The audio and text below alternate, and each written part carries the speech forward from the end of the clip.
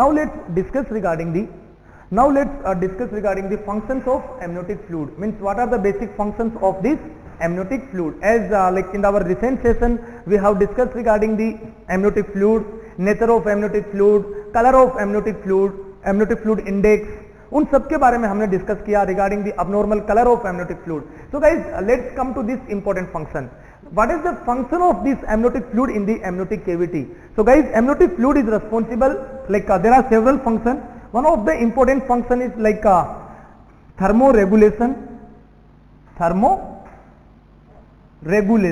So thermoregulation means what?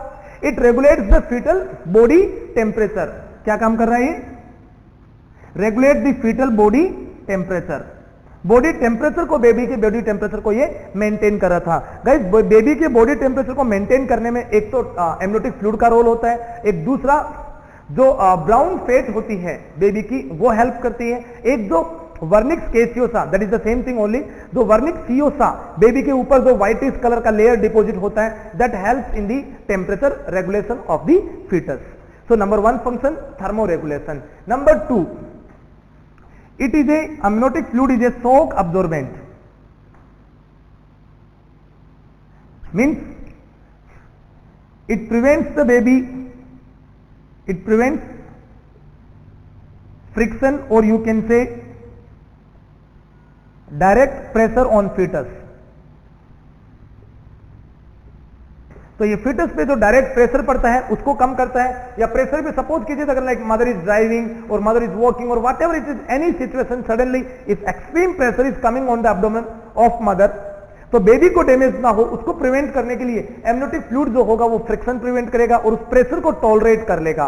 So that is the shock absorbent. तो external कोई भी pressure आएगा मैटरनल केविटी पे तो उसको ये टॉलरेट करने की कोशिश करता है. Next one, number 3rd function, provide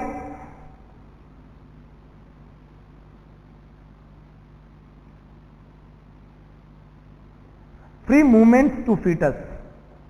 तो फीटस क्या करता है? It provides the free floating movements to the fetus. Fetus जो है वो फ्रीली क्या कर सकता है? यहां पे मूवमेंट्स कर सकता है, फ्रीली इसके अंदर लाइक घूम सकता है पूरी एमनियोटिक कैविटी में. इन केस ऑफ ओलिगोहाइड्रोमियोज, एक कंडीशन होती है जिसमें पानी बहुत कम होता है, उस कंडीशन में फीटस अपने फ्री फ्लोटिंग मूवमेंट्स नहीं कर सकता. क्यों नहीं कर सकता? बिकॉज या बेबी के अंदर बेसिकली स्केलेटल डिफेक्ट हो जाते हैं, लाइक उसमें कहते हैं कि क्लब फुट वगैरह की प्रॉब्लम होती है. कारण क्या हुआ उसका?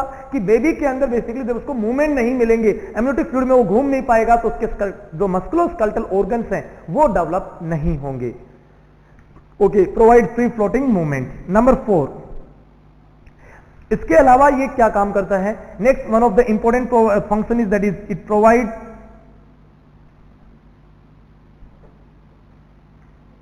Nutrition to fetus. तो ये क्या काम करता है?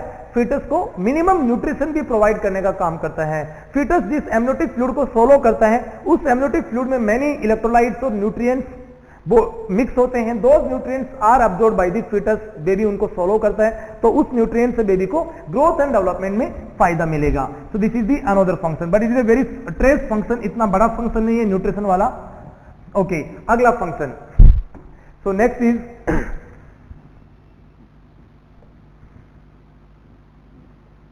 it flushes the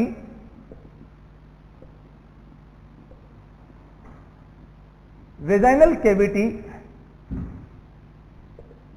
during delivery.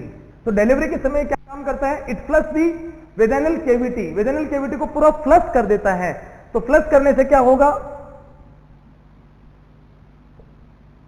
help to protect the newborn from infection. Newborn को क्या नहीं होंगे? इंफेक्शन नहीं होंगे. so the newborn is protected because if it is flushed, अगर वेजाइनल एरिया में कोई इंफेक्शियस ऑर्गेनिजम्स हैं तो उनको ये क्या कर देगा? फ्लश कर देगा. बिकॉज फ्लश करने का मतलब ये है कि amniotic fluid have aseptic bactericidal activity. तो एमनियोटिक फ्लूइड जो होता है it contains the aseptic bactericidal activity, मतलब ये बैक्टीरिया को किल कर सकता है। ओके, इस नेचर के कारण से जैसे उस एरिया में ये जाएगा फ्लश करेगा तो ये उसको बैक्टीरिया को भी वहां से वॉश आउट कर सकता है। Next one, number 6 function, that is like help in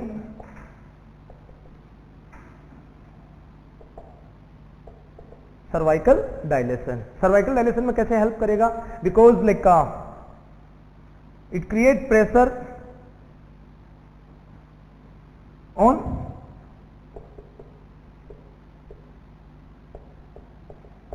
internal overs. ये क्या करता है? इंटरनल ओवर्स के ऊपर लाइक जैसे ही like placenta, like this is placenta, placenta से जैसे डिलीवरी का टाइम आता है, फीटस का नीचे की तरफ डिसेंट स्टार्ट होता है, that time this amniotic membranes are loosely attach with the placenta. Placenta से बहुत ही लूजली अटैच होती हैं, and this chorion and amniotic layer they will start creating pressure. ये क्या करती हैं? जब ऊपर से लूज होंगी तो पानी नीचे बढ़ेगा, नीचे के एरिया में पानी बढ़ेगा, जिसको आप लोग क्या कहते हो? फोर वाटर कहते हो। तो this will create a pressure on this cervix, and cervix will start dilating. That is the cervical dilation. So guys, like these are the 6 important functions of the amniotic fluid. अब amniotic fluid को आप aspirate करने से क्या कर सकते हो? It will provide many like diagnostic reports of the fetus. या जैसे सपोज आप एमनियोटिक फ्लूइड को एस्पिरेट करते हो, जिसको एमनियोसेंटेसिस कहते हैं, हम आगे आने वाले सेशंस में उसके बारे में पढ़ेंगे।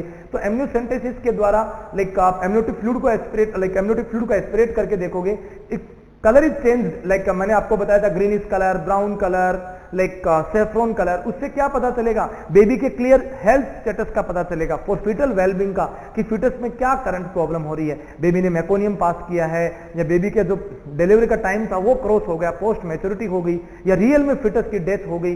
उन सब की जानकारी के अंदर भी एमनियोटिक फ्लूइड जो होता है वो क्लियर गाइडेंस करता है with the help of amniocentesis. So guys, these are the most important functions regarding the